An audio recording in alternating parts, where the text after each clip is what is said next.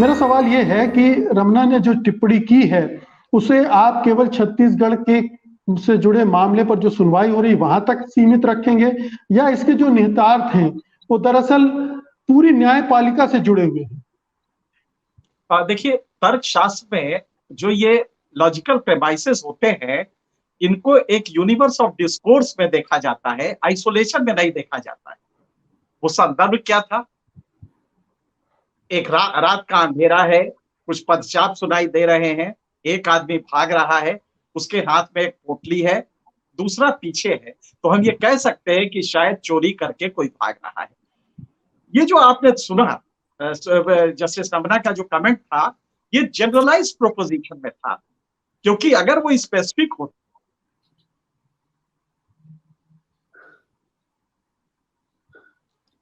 उनसे हमारा संपर्क टूट गया, मेरे ख्याल से फिर जुड़ेंगे तब हम उनसे बात करेंगे। शीतल जी, आप इस बात को आगे बढ़ाइए। देखिए, ऐसा है कि ये उन्होंने कहा जरूर इस मुद्दे पर, हो सकता है कि आ गए शायद। अगर जी, सिंह सिंह साहब आप अपनी बात कंटिन्यू कर सकते हैं। वो जनरलाइज प्रोपोजिशन में था और इस इंस्टेंस स्पेसिफिक नहीं था। पहला तो ये है। दूसरा ये है कि जस्टिस रमना कोई आज पहली बार नहीं कह रहे हैं। ये डिमोलिश करने का इंस्टीट्यूशंस को, और बहुत सिंपल सा होता है ना, आप एक एलिगेशन लगा दीजिए। जस्टिस रमना का जब अपॉइंटमेंट होना था, उसके 3 महीने पहले से एक चीफ मिनिस्टर ने जिस स्टेट से वो आते हैं, किस तरह इनका कैरेक्टर एसेसिनेशन करने की कोशिश की थी, आपको वो याद होगा, प्रेस कॉन्फ्रेंस करके। और दरअसल वो चीफ मिनिस्टर की हिमाकत नहीं थी, वो चाबी कहीं और से आई थी, वो चाबी दिल्ली से गई थी, ताकि रमना को दबा दिया जाए कि कभी ये एक इंडिपेंडेंट थिंकिंग न रख पाए। और दूसरा ये है कि अगर ये ज्यादा बढ़े तो इनका चीफ जस्टिस से रोक दिया जाए। तो हकीकत ये है कि पावर्स दैट बी के अलग अलग तरीके होते हैं इंस्टीट्यूशंस डिमोलिश करने के, इंडिविजुअल को, और ज्यादातर जो प्रीडेटरी इंस्टिंक्ट ऑफ स्टेट होता है, जो शिकारी तंत्र जो राज्य के होते हैं, उनका तरीका ये होता है कि वो इंडिविजुअल पे अटैक करते हैं। यहाँ पे इसीलिए जुडिशियरी पे हमला नहीं है, वो जजेस को मेलाइन करेंगे। कोई भी कोशिश यही होगी कि इस जज को कहीं ना कहीं इसको फंसा दिया जाए। अच्छा, अब दूसरा रिवर्स साइड क्या है? जस्टिस रमना को यह नहीं भूलना चाहिए कि यह सजदा सत्ता के साथ करता कौन है। आप जानते हैं कि एक पर्टिकुलर ईयर में, 2 साल पहले की बात है, 23 जजेस रिटायर हुए सुप्रीम कोर्ट से, उनमें 21 को पोस्ट रिटायरमेंट पोजीशंस मिल गई। तो जब आप याचक बन के उस सत्ता के पास खड़े होंगे, तो मुश्किल यह है कि यही तो वो चाहता है, और इसीलिए वो पोस्ट बना रखी है। मैं तो कहूंगा जस्टिस रमना से कि अगर दर्द ज्यादा है, जो कि है, उनके बात से दिखाई दे रहा है, क्योंकि अब वो ह्यूमन राइट्स कमीशन में नहीं होने जा रहे। खैर, अब तो कानून बदल दिया गया है।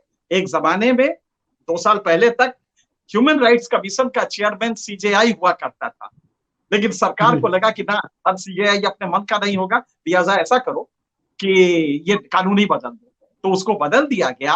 अब कोई भी जज सुप्रीम कोर्ट का ह्यूमन राइट्स कमीशन का चेयरमैन हो सकता है। तो जस्टिस रमना तो अब नहीं होने जा रहे। जितना उनको ये नाराजगी पिछले एक हफ्ते में हम लोगों ने देखी, सीबीआई को कहा कि तुम्हारा जो इविल नेक्सस है पॉलिटिशियन से, बंद करो इसे, वरना जनता की तो इस स्क्रूटनी के तुम सब्जेक्ट हो गए हो। तो जब ये कह रहे हैं, तो मैं यही तो कह रहा हूं कि आपके पास 4 केसेस इस समय पड़े हुए हैं पेंडिंग। किसी एक में सिर्फ ये कह दीजिए कि जजेस रिटायरमेंट के बाद अगले 3 साल के लिए कोई भी गवर्नमेंट पोस्ट नहीं लेंगे, साइडोक्योर पोस्ट नहीं लेंगे, कोई भी इस तरह का पोस्ट नहीं लेंगे। इसी से रिफॉर्म हो जाएगा। तो एक तरफ तो याचक जुडिशरी बन जाती है, और दूसरी तरफ बिल्कुल सही कह रहे हैं कि इतना आसान होता है इन इंस्टीट्यूशंस को डिमोलिश करना कि इंडिविजुअल को अटैक कर दो।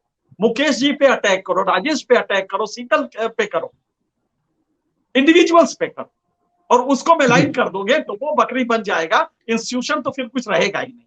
तो ये कोशिश रही है लगातार, और जस्टिस रमना आज जो कह रहे हैं, ये आज का नहीं है, पिछले कुछ वर्षों से ये चल रहा है कि धीरे से कैरेक्टर एसेसिनेशन कर दो। अगर वो सीजीआई बनने वाला है, यही तो हुआ ना। आप देख रहे हैं कि जितने भी कॉलेजियम के रिकमेंडेशंस है, उनको फ्रिवोलस ग्राउंड्स पे रोक देती है गवर्नमेंट, क्योंकि वो चाहती है कि अगले 10 साल तक जुडिशियरी का कांटा भी हमेशा के लिए निकल जाए। लिहाजा वो जज चाहती है जो नमस्ते सदावत सले मातृभूमि पूरे तरह से जानता हो, पूरा का पूरा वो कर सकता हो, प्रांता की प्रांता उसको मालूम। नतीजा यह है कि जितने भी कॉलेजियम से जा रहे हैं रिकमेंडेशन, 2-2 साल रोक दिए जा रहे हैं वो रिकमेंडेशन। तो मेरे ख्याल से जुडिशियरी के लिए ये है, मीडिया के लिए आपने देखा ही अभी किस तरह से किया गया है, मीडिया को नंगा करके थाने में खड़ा कर दिया गया। तो इंस्टीट्यूशंस डिमोलिश करना ये प्रेडेटरी इंस्टिंक्ट का स्टेट के कैरेक्टर होता है, और हम लोग को सतर्क ये रहना चाहिए कि ये ताबूत में अब आखिरी कील है, अब सिर्फ इसका प्रवाह ही होना है, इसको जमींदोज ही किया जाना है। तो हम लोग और सतर्क हों, क्योंकि आने वाले दिन बहुत मुश्किल होने जा रहा है मीडिया के लिए और जुडिशियरी के लिए। जी।